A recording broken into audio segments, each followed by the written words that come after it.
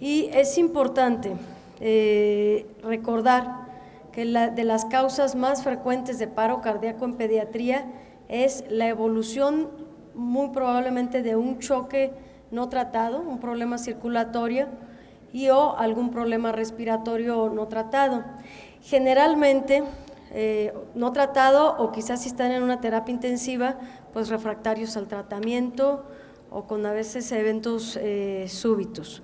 Es importante hacer la diferencia entre la causa de paro cardíaco del adulto y del paciente pediátrico, ya que en el adulto generalmente son eventos súbitos y el porcentaje más alto lo desencadena una arritmia, no así en el paciente pediátrico.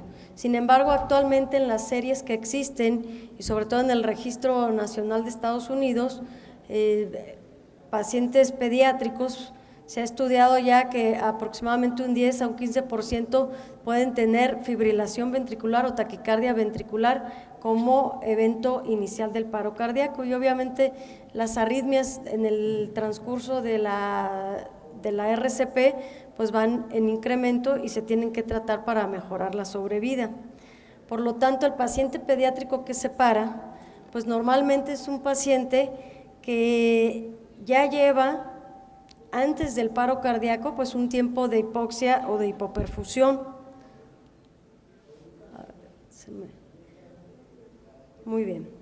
La sobrevida del paro cardíaco, cuando el paciente lo presenta fuera de un hospital, la sobrevida anda muy baja, anda aproximadamente del 7 al 12%, y cuando el paciente fallece, presenta el paro cardíaco dentro de un hospital, la sobrevida hay series que reportan hasta el 40%, con promedio aproximadamente del 27% de acuerdo al Registro Nacional de Estados Unidos.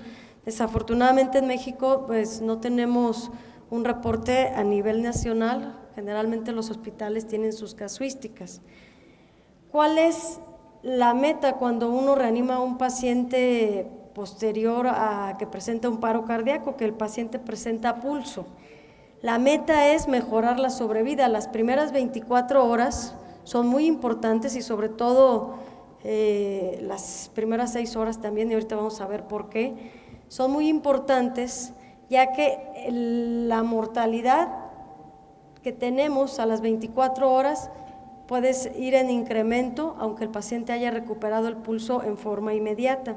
Por lo tanto, las metas en el síndrome de reanimación posparo cardíaco pues es reducir la mortalidad causada por la inestabilidad hemodinámica, reducir la morbimortalidad causada por lesión cerebral y falla orgánica múltiple, diagnosticar y tratar las causas de la enfermedad, que estos nos pueden incrementar la mortalidad posparo cardíaco. Por lo tanto, va de la mano la etiología o la causa por la cual el paciente se haya parado, pues va de la mano las posibilidades de sobrevida.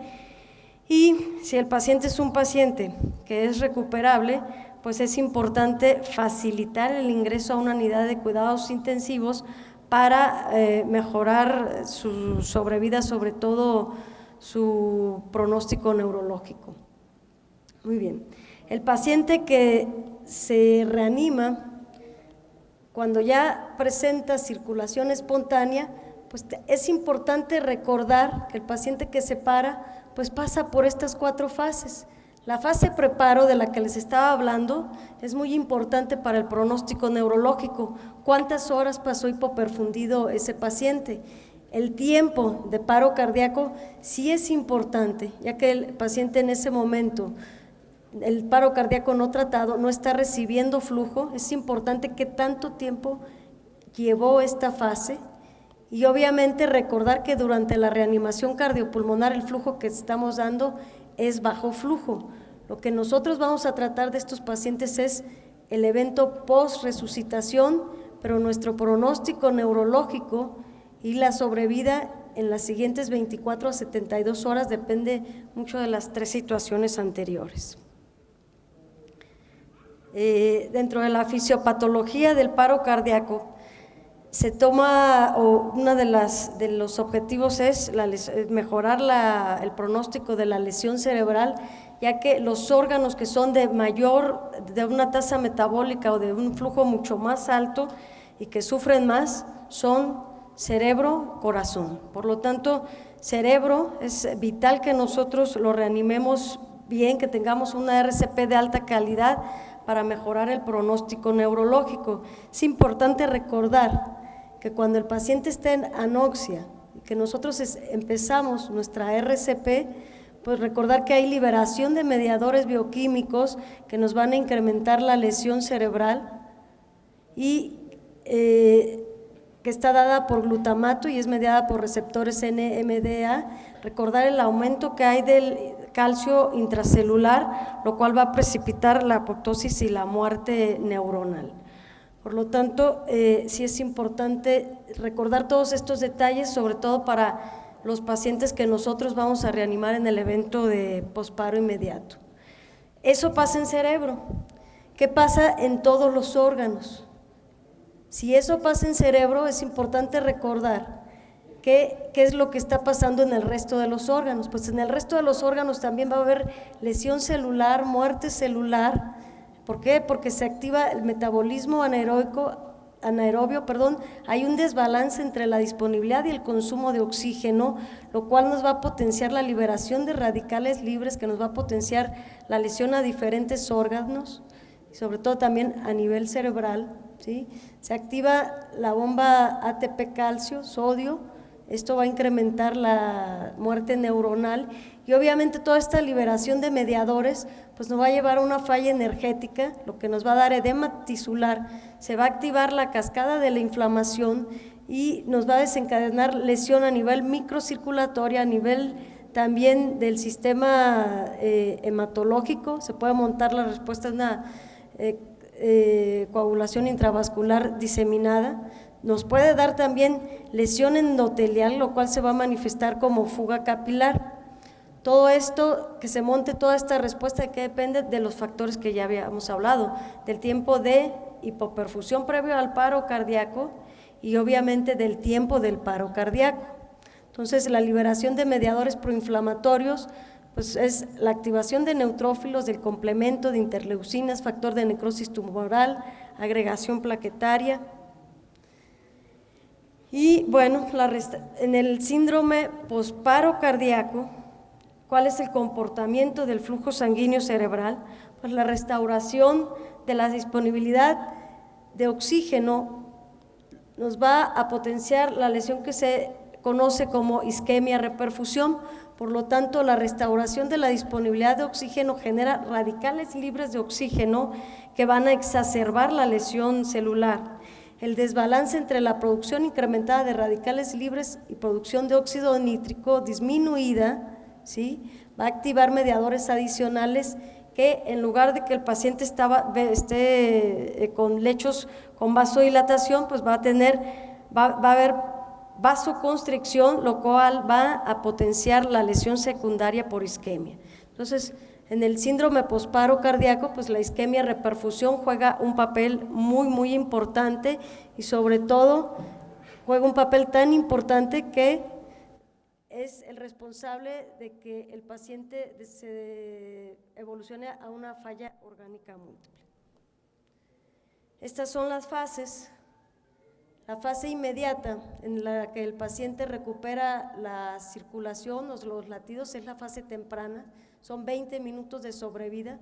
Fase intermedia son de 6 a 12 horas y la fase de recuperación es después de las 72 horas. Por lo tanto, estas primeras 72 horas son muy importantes que nosotros establezcamos nuestro manejo. Muy bien. El restablecimiento de la perfusión de órganos y tejidos, en el momento en que el paciente sale del paro cardíaco, hablamos ya de los factores pronósticos, ¿de qué va a depender? de diferentes órganos. ¿Cómo vamos a restablecer el gasto cardíaco? Pues manteniendo una adecuada presión arterial media para mantener una adecuada presión de perfusión de los diferentes órganos. He enfocado sobre todo a mantener una adecuada presión de perfusión cerebral. Pero ¿cuál va a ser el manejo inicial de un paciente que sale de paro cardíaco? Generalmente los pacientes que salen de paro cardíaco, pues yo creo que un gran porcentaje, si no es que casi el 100% se intuban. Los pacientes que no se intuban son de eventos muy rápidos y que recuperan el estado de conciencia en forma inmediata. Eso es excepcional. Entonces, yo creo que un 98, un 100% de los pacientes que presentan un paro cardíaco, por seguridad, pues se tienen que intubar. De nuevo, ¿cuáles son los componentes claves en el síndrome posparo cardíaco? Pues es preservar la función neurológica, prevenir la lesión orgánica secundaria, la disfunción miocárdica, tratarla, es el segundo órgano que se lesiona con mayor frecuencia, tratar la respuesta sistémica montada por la lesión, isquemia, reperfusión, y de nuevo la patología precipitante es muy importante. Por lo tanto, cuando nosotros damos RCP, es importante que tengamos metas y saber a qué paciente estamos reanimando, porque si son pacientes terminales, obviamente esos pacientes no se deben de reanimar, y si se reaniman, tener un tiempo hasta dónde vamos a llegar.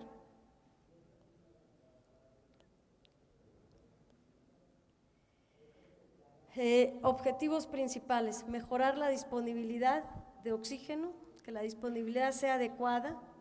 Por lo tanto, para mejorar disponibilidad de oxígeno, tenemos que mejorar contenido arterial de oxígeno y gasto cardíaco.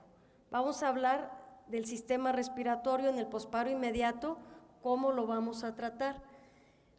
Antes de hablar cómo o qué parámetros queremos cuando nosotros intubamos a un paciente o qué vamos a manejar en el sistema respiratorio, las complicaciones que pudiera presentar un paciente en el síndrome posparo cardíaco relacionado al sistema respiratorio es hasta un 10 a un 15% puede presentar microaspiraciones o broncoaspiraciones durante la RCP, o si nosotros colocamos un tubo endotraqueal inadecuado. Entonces debemos de tener mucho cuidado y hacer diagnósticos. Y otra complicación que pudiera presentar en las siguientes 72 horas es daño pulmonar agudo, que va de la mano con lesión endotelial, y esto pues va de la mano también con la patología de base y con el tiempo de paro cardíaco. Sistema respiratorio, ¿cuáles son las metas? La meta es evitar hiperoxemia, no manejar a los pacientes con saturaciones mayores del 94%. ¿Por qué no? Por la producción de radicales libres, lo cual nos va a potenciar la lesión cerebral. Entonces, no hiperoxemia. Monitorizar el CO2 exhalado para mantener CO2 dentro de límites normales. No hiperventilar al paciente. La hiperventilación tiene indicaciones muy específicas, ahorita vamos a hablar de ellas. Y una vez que nosotros intubamos a nuestra paciente, pues colocar una sonda gástrica para descompresión gástrica. ¿A qué paciente se va a sedar? Se va a dar analgesia y se van a dar bloqueadores neuromusculares que actualmente cada vez están en desuso. Tiene que ser, son muy específicas las indicaciones de bloqueadores neuromusculares. La primera hora del paro cardíaco es muy importante. ¿Qué pacientes vamos a dormir?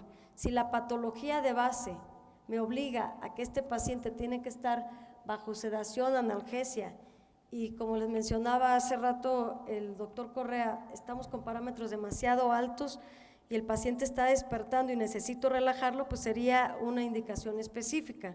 Entonces, voy a sedar solo a aquellos pacientes que tengan indicaciones de acuerdo a su patología de base. ¿Por qué no sedar la primera hora? Porque al paciente tengo que evaluarlo neurológicamente, tengo que ver cómo está ese niño, tengo que ver cómo están sus pupilas, para yo decidir si a ese paciente le voy a ofrecer sedación y obviamente analgesia. Ahorita vamos a hablar cuál es el tratamiento o cuáles son los objetivos a nivel de cerebral. Sin embargo, en respiratorio, esto tiene que ir de la mano con la patología de base y con el estado neurológico del paciente. Primera hora, evaluar el estado neurológico, no hiperventilar, no CO2 bajos. El CO2 bajo en un paciente que está en un estado posparo o en cualquier paciente me va a ocasionar vasoconstricción cerebral, lo cual me va a potenciar la isquemia cerebral e incluso puede desencadenar o me puede llevar hacia infartos cerebrales. Por lo tanto, no hiperventilarlo, no bajar los CO2 normal. Una vez que nosotros intubamos a nuestro paciente es importante establecer qué parámetros queremos. Ya hablamos, pHs normales, no hiperventilarlo, CO2 normales, oxemias, 94% de saturación es suficiente o alrededor de 60 milímetros de mercurio aquí a nivel de la Ciudad de México. Y obviamente tomar nuestra radiografía para ver que la cánula haya quedado en una posición adecuada. De nuevo, sedación, relajación, debe de estar bien valorada. PCO2 y no hiperventilar empeora el pronóstico neurológico. El mejorar la oxigenación o llevarla a más de 100, si bien me mejora la disponibilidad de oxígeno, me va a empeorar la lesión cerebral. Por lo tanto, objetivos de la ventilación, normoxemia, normocapnia. A nivel cardiovascular, el corazón en posparo inmediato, lo que vamos a ver o cuáles van a ser las manifestaciones de un corazón en el posparo inmediato, es un corazón contundido.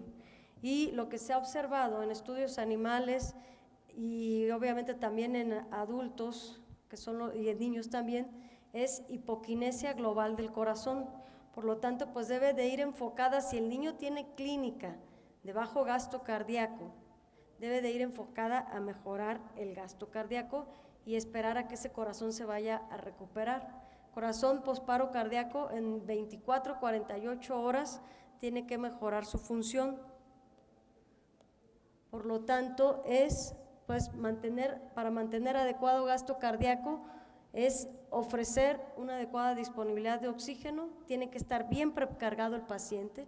Por lo tanto, nosotros tenemos que tener ya monitorizado a nuestro paciente con una presión venosa central, un catéter a nivel de vena cava superior o a la entrada de la aurícula, para nosotros estar llevando el manejo o la tendencia de las dosis de las aminas, pues con la saturación venosa o el taller de gases, que lo estamos sacando con gasometría arterial, gasometría venosa. Todo debe de ir de la mano con la clínica. ¿Qué tenemos que buscar en la clínica? La clínica, cuando nosotros estamos viendo sistema cardiovascular, presión arterial media. En estos pacientes es muy importante sí presión arterial. ¿Por qué? Porque presión arterial va de la mano con el cálculo de la presión de perfusión cerebral. Por lo tanto, sí se exige presión arterial. Ahorita vamos a ver por qué es tan importante la presión arterial. Ya hay estudios que han evidenciado que pacientes hipotensos aumenta la mortalidad. ¿Cuál es el medicamento ideal una vez que nosotros precargamos en forma adecuada a nuestro paciente y vemos que el paciente sigue con datos de hipoperfusión? La primera hora es importantísimo que nosotros alcancemos nuestro objetivo en gasto cardíaco. Y objetivo en gasto cardíaco, que el niño esté calientito, que tenga buenos pulsos, que nuestros lactatos vayan hacia abajo, que nuestro bicarbonato vaya en mejoría. Entonces, ¿cuáles son las aminas que nosotros recomendamos en pacientes de posparo cardíaco?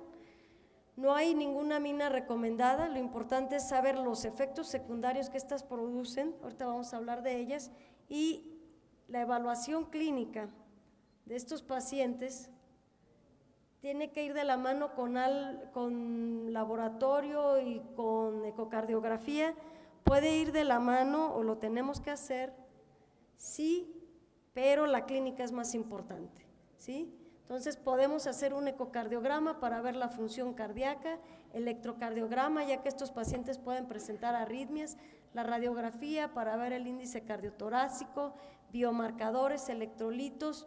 Todo esto nos puede ayudar, sí, sobre todo en el pronóstico. Sin embargo, si yo tengo una fracción de eyección del 50% y esta fracción de eyección es suficiente para generar un adecuado gasto cardíaco, que el niño esté calientito, que esté orinando bien, que tenga lactatos bajos, bicarbonatos bien, pues no le voy a exigir más a ese corazón, porque si manejamos aminas a dosis muy altas, lo único que vamos a estar haciendo es aumentar el consumo de oxígeno a nivel miocárdico y forzar a ese corazón. Entonces la clínica es lo más importante, aunque tengamos valores ecocardiográficos.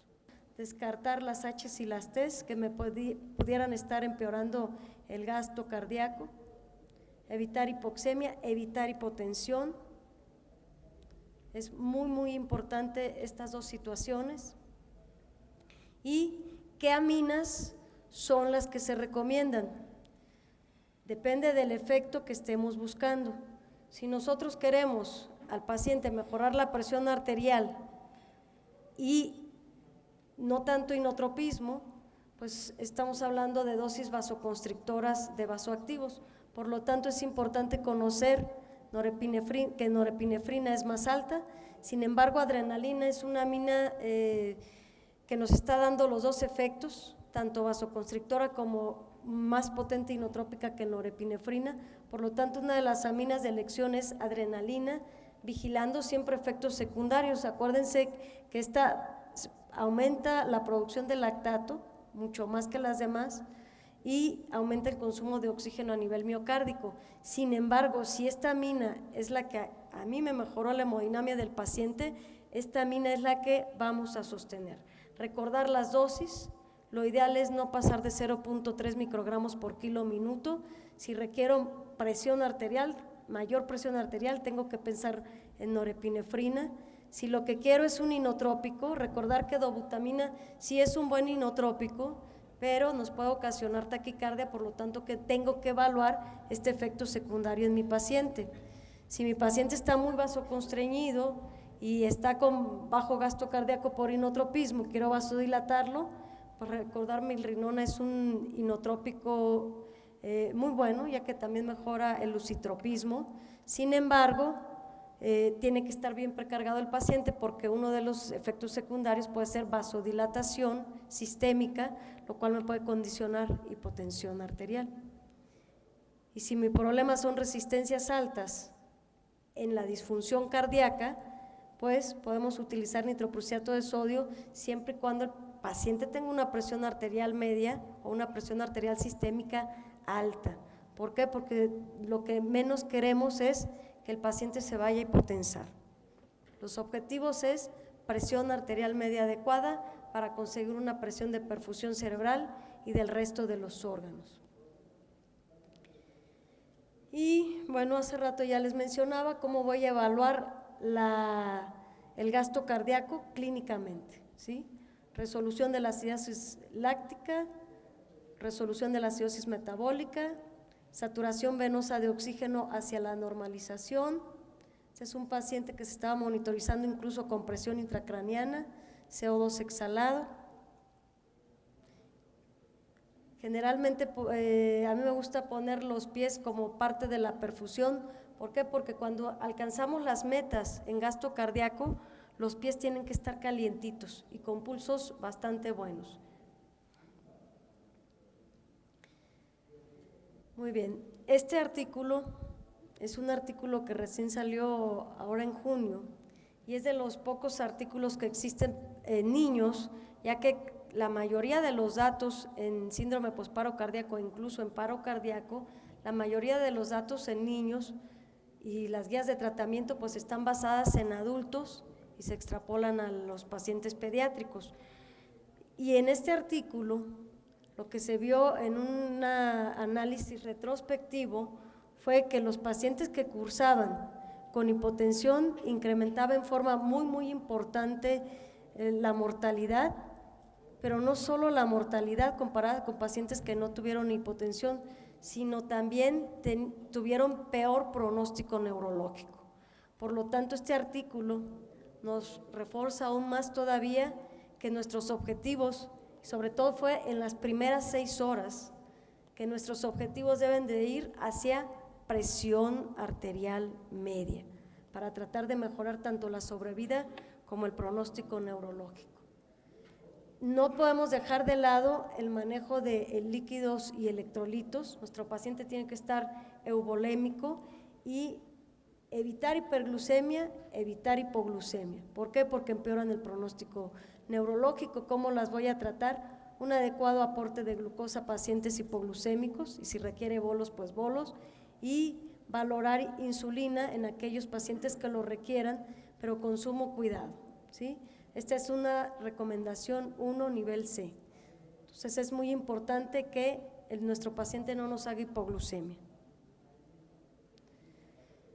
Otros trastornos que nos pueden presentar posparo cardíaco pues es hipercalemia, hipocalcemia, la cual debe de ser bien evaluada si la vamos a tratar o no, porque tenemos que ver si la hipocalcemia es los límites por calcio ionizado, sí se debe de dar tratamiento, pero si nuestro calcio ionizado está normal y nuestro calcio sérico está bajo, no, se tiene que hacer un ajuste de acuerdo a albúmina.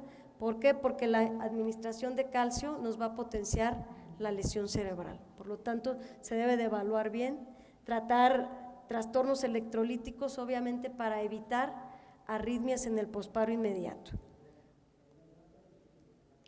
En el sistema renal, la vigilancia que tenemos que llevar a cabo nosotros es vigilar gasto urinario. Vigilar gasto urinario, y normalmente en pacientes graves lo hacemos en mililitros por kilo por hora. En adolescentes y adultos lo podemos hacer por metro cuadrado de superficie corporal, sin embargo también podemos usar por mililitros por kilo por hora, ¿sí? La lesión renal se va a potenciar de acuerdo también a cuánto tiempo pasó en estado de hipoperfusión antes del paro cardíaco. Muchas veces sí se asocia al tiempo de paro cardíaco y obviamente a la patología de base. En el posparo inmediato es importante que nosotros evitemos medicamentos nefrotóxicos. A veces los pacientes recién están estabilizándose hemodinámicamente y ya estamos pidiendo estudios con medio de contraste. Recordar que el medio de contraste es la sustancia más nefrotóxica para pacientes en estado grave y sobre todo para pacientes en posparo inmediato.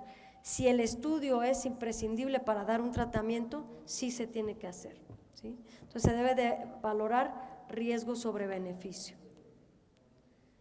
Vamos a hablar ahora de la lesión neurológica, cómo se va a tratar la lesión o cómo vamos a tratar de reducir la lesión neurológica. Factores que agravan el pronóstico neurológico, uno de ellos es la causa del paro cardíaco. Paro cardíaco y trauma, la lesión neurológica es mucho más alta, ¿sí? Paro no presenciado, el pronóstico neurológico no es malo, malísimo. Por eso es que cuando un paciente nos llega en paro cardíaco no presenciado a un servicio de urgencias, quien esté llevando a cabo la reanimación, es muy importante que se ponga un tiempo, un límite, ¿sí? Porque lo que menos queremos es dejar pacientes en estado vegetativo o entregarles a los familiares una responsabilidad mucho más grande, tratar a un paciente toda su vida con una parálisis cerebral grave, ¿no? Entonces, siempre evaluar qué tanto tiempo vamos a seguir RCP en paros cardíacos no presenciados. Fiebre o hipotermia también es un factor de mal pronóstico, hiperglucemia y estatus epiléptico. El paciente que presenta crisis convulsivas y estado epiléptico en forma inmediata, pues son pacientes que su pronóstico neurológico es muy sombrío, ¿no? Bueno, entonces es importante valorar esos factores, explorar al paciente completa, explorar pupilas en forma inmediata, ¿sí? Por eso es muy importante la primera hora, cómo está nuestro paciente, cómo están las pupilas. Si en forma inmediata las pupilas están midriáticas, pues ese paciente sufrió de asfixia grave y tenemos que dar tratamiento en forma inmediata, tratar de prevenir la lesión secundaria del cerebro, ¿sí? Muy bien. ¿Qué signos clínicos son de mal pronóstico? Pues ya les mencionaba, la ausencia de respuesta pupilar, sobre todo si persiste por 24 horas. Generalmente esos pacientes pues desafortunadamente evolucionan hacia muerte cerebral. Ausencia del reflejo corneal y extensor, sin respuesta al dolor, estatus epiléptico mioclónico, y si hacemos un electroencefalograma, pues ausencia bilateral de la respuesta de la corteza. Estos son signos clínicos de mal pronóstico. Estas son las áreas sensibles a lesionarse durante el paro cardíaco y son lo que tenemos que explorar en el posparo inmediato. ¿Qué estrategias de protección cerebral vamos a utilizar? Es importante recordar, antes se utilizaba mucho tiopental, nimodipina como estrategias de protección cerebral, restringir líquidos, pasar diurético, se utilizaban los esteroides. Sin embargo, ninguna de estas estrategias son adecuadas. ¿Qué es lo más adecuado como protección cerebral? Es gasto cardíaco y tratar lo respiratorio, como habíamos hablado hace rato, normoxemia, normocapnia, mantener gasto cardíaco y mantener gasto cardíaco con el paciente bien precargado, mejorar inotropismo o mejorar resistencia si el paciente es lo que requiere. Por lo tanto, las medidas iniciales en cerebro son medidas primarias, ¿sí? Medidas primarias, medidas muy sencillas que tenemos nosotros a la mano. Por lo tanto, no hiperventilar de manera rutinaria, no beneficia y sí altera el pronóstico neurológico por disminución del gasto cardíaco y de la perfusión cerebral. ¿Sí? La hiperventilación momentánea solo va a estar indicada en caso de herniación cerebral. Si en ese momento que yo saqué a mi paciente del paro cardíaco, el paciente tiene anisocoria, podemos hacer hiperventilación momentánea para que revierta la herniación. Es algo en ese instante, no más, ¿sí? Porque si nosotros hiperventilamos para estar mejorando las pupilas o para estar bajando constantemente la presión intracraniana, si ya puse un monitoreo, pues lo único que voy a hacer es, pues sí voy a bajar la presión intracraniana, pero voy a llevar a mi paciente a una vasoconstricción intensa y a infarto cerebral, y eso es irreversible. Tratar agresivamente la fiebre, parece tonto esto, pero la fiebre vasodilata y va a aumentar el flujo sanguíneo y va a aumentar la presión intracraniana. Entonces la fiebre, inmediatamente tratarla, y esto tiene una evidencia 2A, nivel C. Por lo tanto, es una medida muy sencilla, a veces cuesta trabajo controlar la presión, tenemos que tener medios físicos, tenemos que tener incluso hasta hielo y manejar antipiréticos. No están proscritos los antipiréticos. Tratar en forma inmediata las crisis convulsivas, pero sí descartar que estas crisis convulsivas sean ocasionadas por problemas metabólicos y o electrolíticos. ¿Por qué? Porque si empezamos a tratar crisis convulsivas y no tratamos a la par trastornos electrolíticos y metabólicos, no vamos a controlar el cuadro. Por lo tanto, sí dar anticonvulsivantes, vamos a empezar con benzodiazepinas, pero tratar causas si es que están desencadenadas por algún evento. Si nosotros sometimos a hipotermia, y ahorita vamos a ver qué evidencia tiene la hipotermia en pacientes posparo cardíaco, evitar que estos pacientes tengan incrementos bruscos de temperatura de no más de 0.5 grados centígrados por hora. ¿Por qué? Porque incrementos agudos nos van a vasodilatar también el cerebro, nos van a aumentar la presión intracraniana y vamos a tener mayor hipoperfusión cerebral. La hipotermia, ¿qué evidencia se tiene en pacientes posparo? ¿Se debe hacer o no se debe de hacer? Tiene muchos beneficios teóricos, demasiados.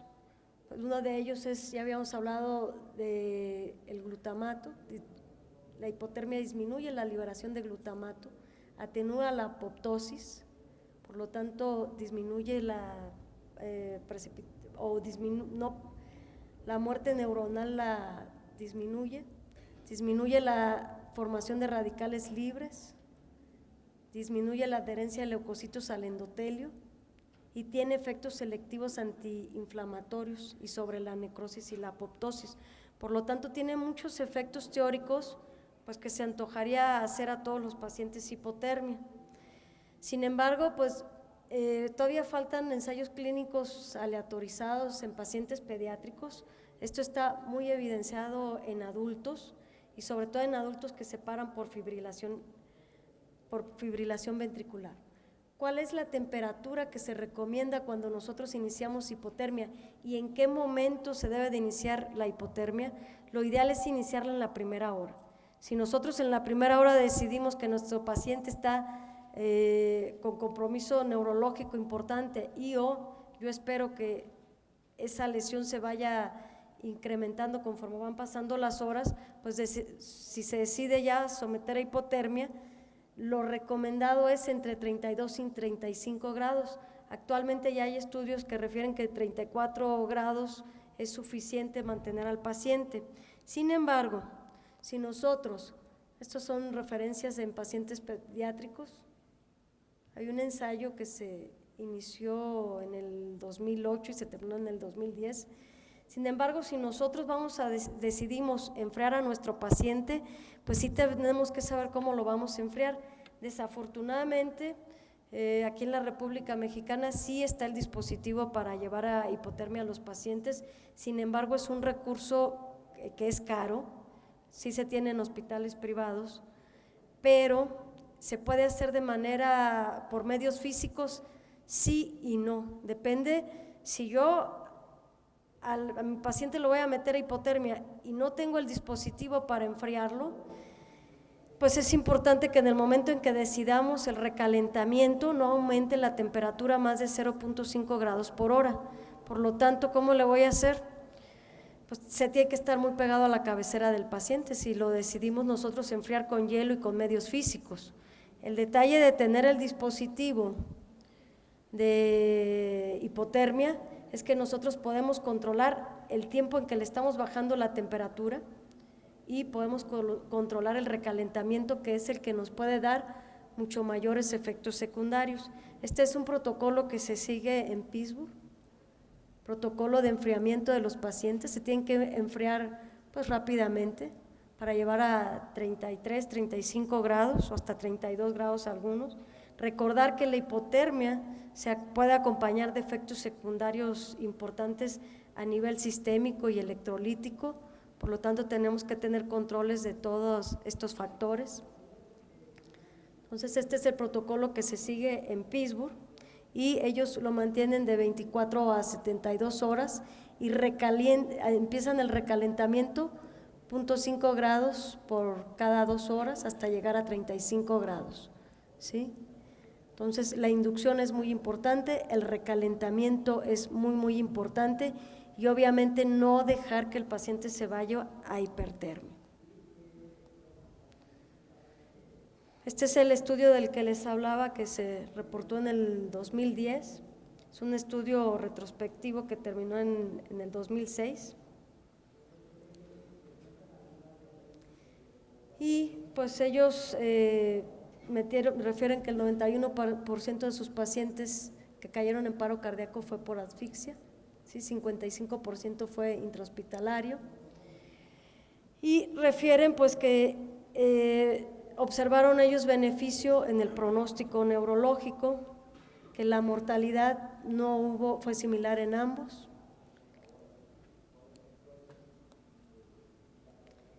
Entonces, es el estudio más grande reportado.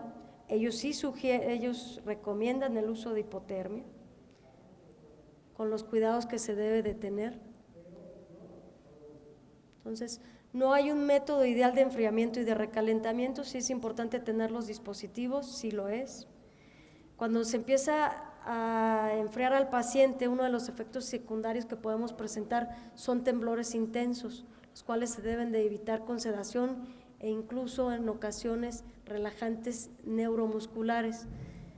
Tratar de evitarse si no son necesarios y se deben de tratar de evitar, ¿por qué? Porque también tenemos que vigilar si ese paciente presenta o no presenta crisis convulsivas. Sin embargo, si lo estamos enfriando y los presenta y se requiere, pues sí se tiene que poner. Vigilar signos de infección, recordar que la hipotermia nos puede potenciar las infecciones. y estos son los efectos secundarios a los cuales se puede asociar el uso de hipotermia en pacientes posparo cardíaco, ¿sí? Uno de ellos nos puede comprometer el gasto cardíaco, pueden presentar arritmias, pancreatitis, trombocitopenia. Entonces son las complicaciones que presentan con mayor frecuencia y que tenemos que dar tratamiento y obviamente vigilar.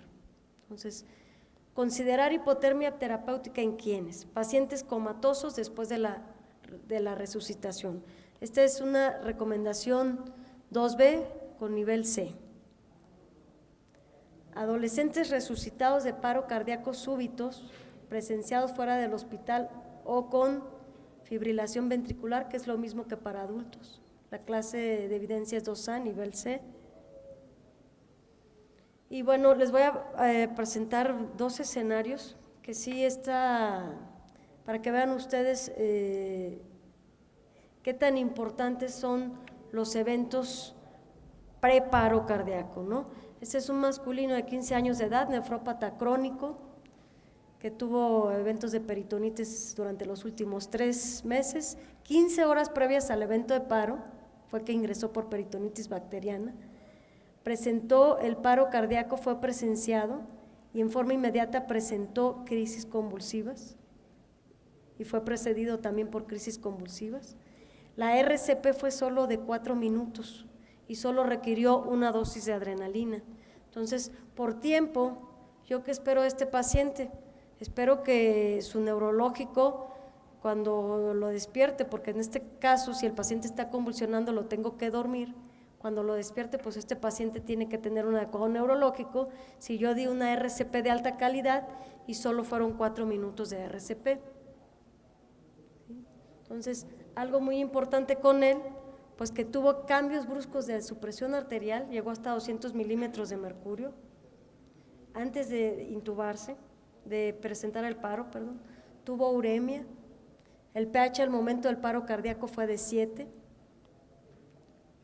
al momento de recuperar el pulso, de salir del paro cardíaco, presentó hipotensión arterial sistémica. Esta combinación más esta es pésimo para el cerebro. Al momento en que recuperó también sus latidos, en el posparo inmediato requirió aminas vasoactivas. Desafortunadamente no hicieron monitoreo invasivo. Yo creo que esperaban un pronóstico, una recuperación neurológica posterior a esto. Sin embargo, el paciente cuando se despertó, pues tenía un estado neurológico muy comprometido y el paciente se le hizo una tomografía en la cual no se evidenciaba edema cerebral, no había edema cerebral para pensar en hipertensión intracraniana. Entonces, 48 horas posterior al evento, pues, presenta pobre respuesta pupilar. A los 7 días el paciente se logra extubar, pero con traqueostomía por el compromiso neurológico. A su egreso el paciente se fue sin deglutir, requirió gastrostomía, traqueostomía y se fue en esas condiciones neurológicas y solo fueron 4 minutos de paro cardíaco. ¿Qué fue lo que marcó el pronóstico de este niño? El tiempo de hipoperfusión, los cambios bruscos de presión arterial, más que las primeras 24 horas se manejó con un monitoreo no invasivo, por lo tanto se debió haber sido más enfático en las metas que se tenían que conseguir. Esta es la tomografía de él. Y este es otro niño, un masculino de 8 años de edad. Él se operó de un Wilms y este paciente presentó un paro cardíaco que fue de 8 minutos, se le dieron 2 dosis de adrenalina, se intubó en forma inmediata, se trasladó a terapia intensiva, se inició en forma inmediata hipotermia, se sospechó en hipertensión intracraniana por los eventos que presentó en pupilas en las siguientes 6 horas posparo, se le colocó una presión intracraniana en quirófano y tenía una presión intracraniana alta, por lo que los neurocirujanos decidieron hacer craniectomía descompresiva y el paciente a los 4 días se logró extubar, porque se despertó a las 48 horas, a los 10 días se logró extubar y se fue neurológicamente íntegro y el paro cardíaco fue de 8 minutos, sin embargo siempre estuvo el paciente, fue un paro cardíaco súbito, estaba en la hemodiálisis, se manejó en forma inmediata y se dio monitoreo inmediato a todas las complicaciones que fue presentando. Entonces es muy importante, nosotros a veces podemos marcar el pronóstico neurológico o la mayoría de las veces, podemos mejorarlo si hacemos las cosas bien. Entonces, lo más importante cuando reanimamos a un paciente es que egresemos a un paciente con una adecuada calidad de vida, sobre todo en el pronóstico neurológico.